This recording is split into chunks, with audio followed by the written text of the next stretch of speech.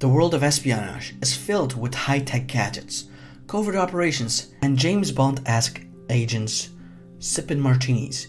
But amidst this shadowy world of intrigue, there's a story so outlandish it seems straight out of a Hollywood script. A story where our hero is a cat. This is the unbelievable yet absurdly true tale of Operation Acoustic Kitty.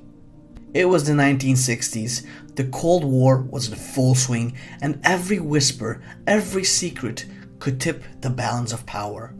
The US Central Intelligence Agency, or CIA, was constantly on the lookout for new ways to spy on its adversaries. Traditional methods were sometimes too risky, too obvious, too known. They needed innovation, a new way to listen in without being detected.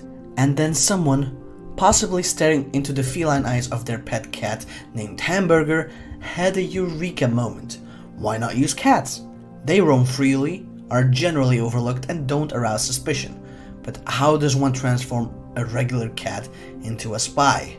That's where science, technology, and a hefty dose of optimism came into play.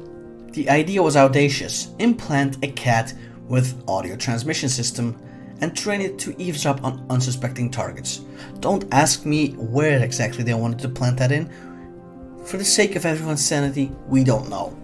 To make this fantasy a reality though, the CIA funded a project where a team of veterinarians and tech experts embarked on creating the world's first cybernetic cat.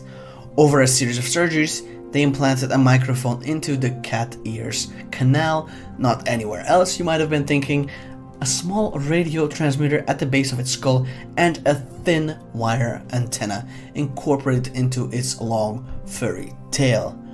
This made the cat a walking listening device. But this is where it gets tricky. Anyone who's ever tried to get a cat to do something like, say, not knock over a glass of vase or spy on the Soviet Union knows that cats aren't the most cooperative creatures. Not because they're socialists, but because they are cats. The CIA learned that the hard way. They invested considerable time and money to train the cat to move towards conversations.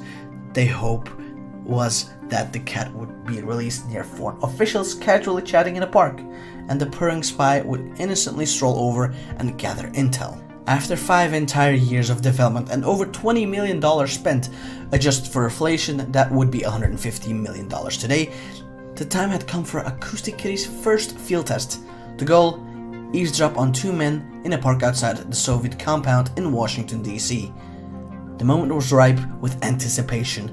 A van full of CIA agents, sophisticated recording devices at the ready, parked near the scene.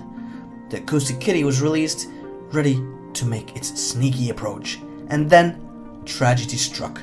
No sooner had the kitty stepped into the world of espionage than it was struck by a passing taxi. The mission, the investment, and sadly Acoustic Kitty were all lost in an instant. The demise of the Acoustic Kitty on its maiden voyage led to the CIA to conclude that maybe, just maybe, cats weren't really cut out to be spies and do spy work. The program was deemed a total loss and was soon shelved.